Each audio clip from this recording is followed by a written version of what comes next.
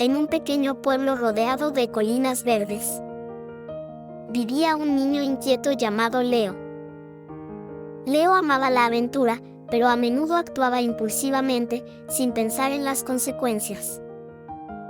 Un día, Leo decidió explorar el legendario Bosque de la Serenidad. Un lugar donde, según los aldeanos, uno podía aprender grandes lecciones de vida. Al entrar en el bosque, Leo encontró un sendero rodeado de árboles altos y un aire de tranquilidad. Mientras caminaba, se encontró con un sabio búho llamado Horacio.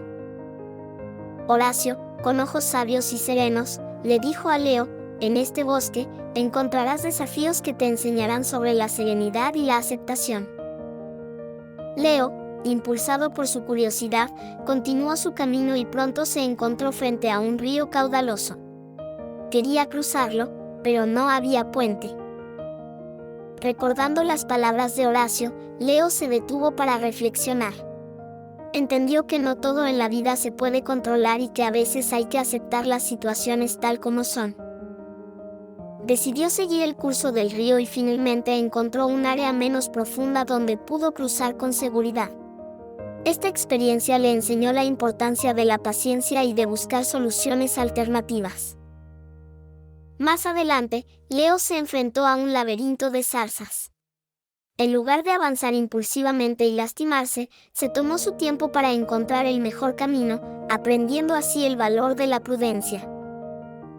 Al final del día, Leo salió del bosque sintiéndose más sabio y sereno.